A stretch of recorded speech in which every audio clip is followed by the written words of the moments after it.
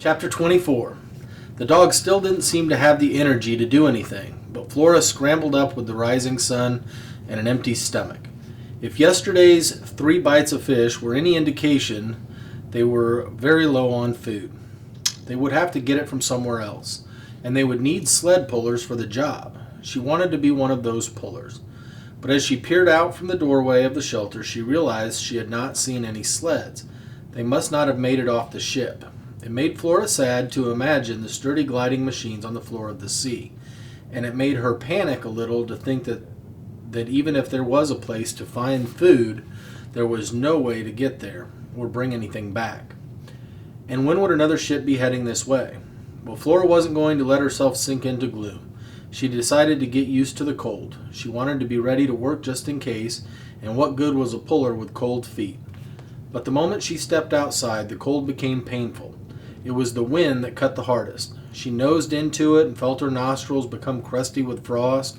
Her eyeballs stung, her breath caught in her lungs, and she couldn't release it without effort. She wondered if her extra hair was doing anything to protect her. Flora turned her back to the wind. Don't be a baby, she told herself.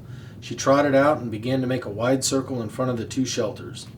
Her knees hurt. Romp, she told herself. Leap about and frisk. She tried to take a little leap and found out there was no lift in her legs. In fact, she couldn't feel them any longer. Behind her, she heard a shout and turned. It was Elric. He looked twice as big in his coat, which seemed to have 1 or 2 coats underneath, and he was waving something high in the air. Flora stumbled towards him as best she could, and he knelt down beside her. Pulling his gloves off, he buttoned her into a dark red coat. He rolled up the sleeves so her front hooves showed. But when she tried to walk, the bottom of the coat dragged on the ground. She couldn't avoid stepping onto it. Elric shook his head. It's too big. Wait right here.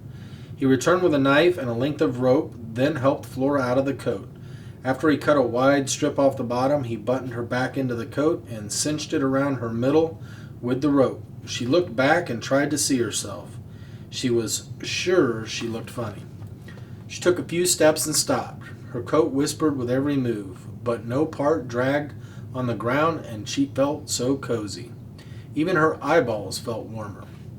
When Sophia woke up, she made a surprised sound and walked around Flora slowly, then woke up Oscar to look. They sat together and stared. Oscar cleared his throat. I wonder how we're going to make it out here. This answers one of my biggest questions. Sophia nodded.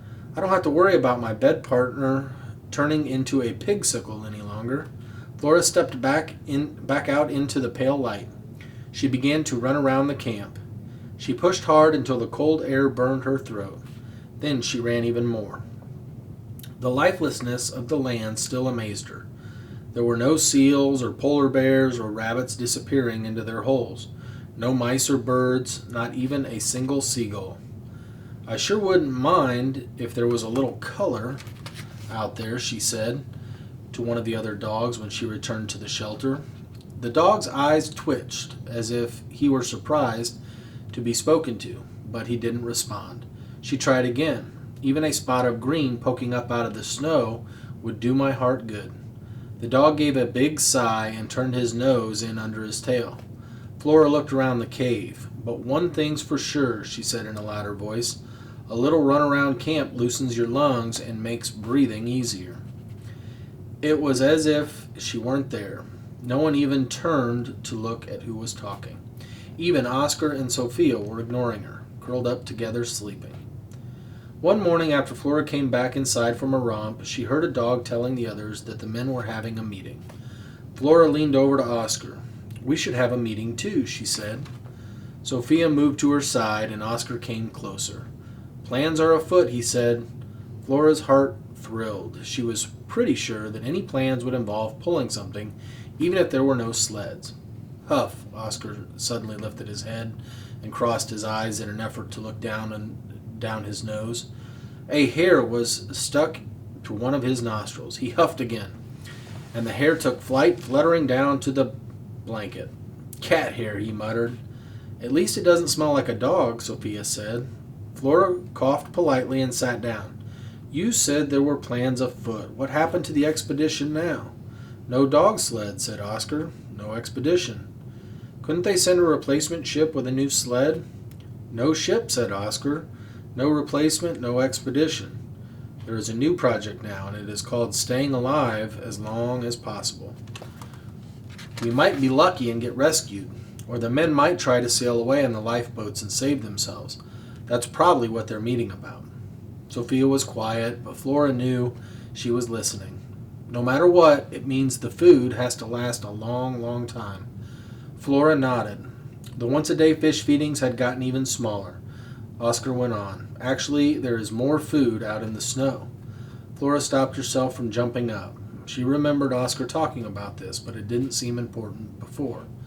About 4 months ago, the captain brought a different crew and 2 dog teams, including me, to the Antarctic. We landed not more than a mile from here. Each team pulled big boxes of food on sleds to 2 separate food stations out there.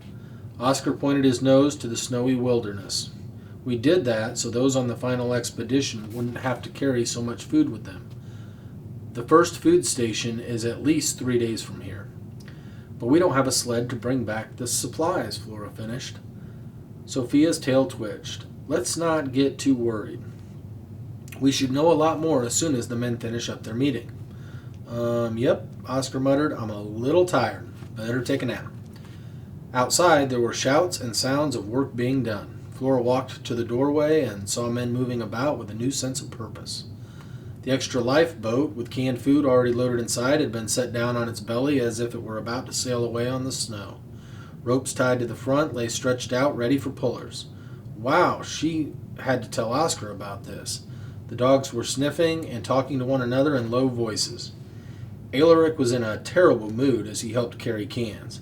I didn't sign on to this crew to be a nursemaid. He complained out loud. No one was listening, but that didn't stop him. I don't know anything about taking care of a broken leg and busted ribs. Why do I have to stay in this nowhere place? Flora didn't have to go tell Oscar. He slipped by her and sidled up beside the boat, pacing and looking more excited than she had seen him in a long time. Oscar, she ran up to him. They're going to use the boat as a sled, aren't they? They're going to go get food, right?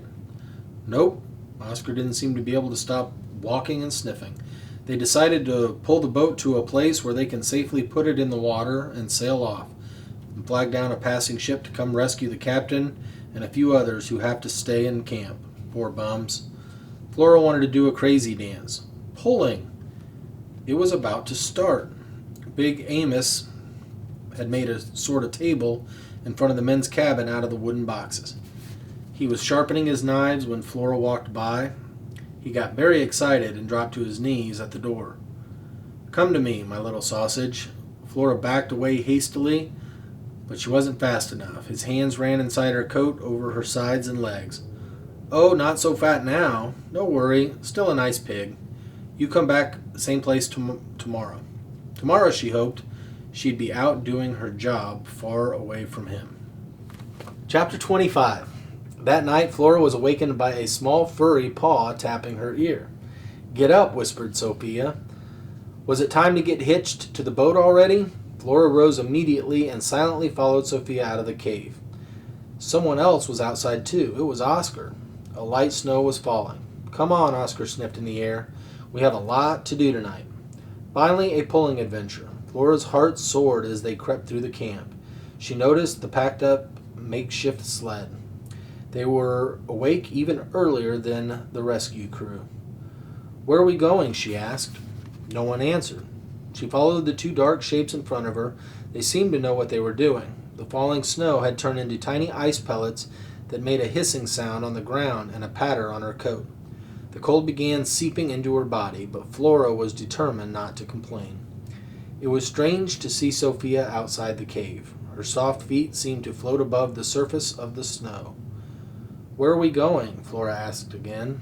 Oscar stopped to listen and sniff the air. We're trying to find the right place. Sophia sat and chewed some ice from between her paws. And trust me, this isn't it. Oscar shook himself, sending out a spray of ice. Flora had to close her eyes as pellets bounced off her snout.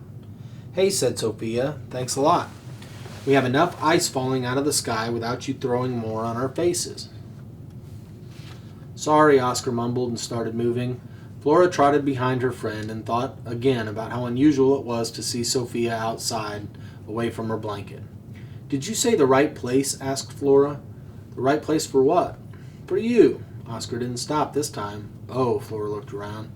She couldn't see how one place in all this flat whiteness was any different from another place, or different from camp.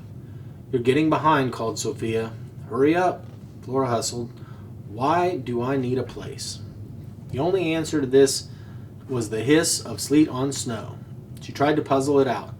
Oscar wouldn't bring them out in the cold at night unless this was important. And Sophia wouldn't be out unless Flora couldn't imagine what would make Sophia take a walk out on a night like this. Oh, wait, of course. Oscar was sick. That was it. Oscar was too sick to pull the boat sled, and Sophia must have agreed to help prepare Flora to take his spot. Someone would have to be trained to handle the lead dog duties. They wanted to do this away from the others, where Oscar wouldn't be embarrassed. Flora felt a shimmy rising up in her and quickly pushed it down. She felt like kicking and prancing, but she kept walking. This was serious business. She couldn't let her friends know she suspected anything. They must have been working this out during her morning romps. Maybe every sled dog or sled puller had to go through special training, and lead dogs probably had the toughest preparation of all. With growing excitement, Flora imagined herself in the lead position. She hoped the other dogs wouldn't be too upset and they weren't chosen. She'd have to be careful to appear humble and respectful of her less qualified brothers. Oscar looked around and gave her an encouraging nod. Flora felt dizzy. She put her head down and concentrated on walking. She was up for this. She wouldn't disappoint them.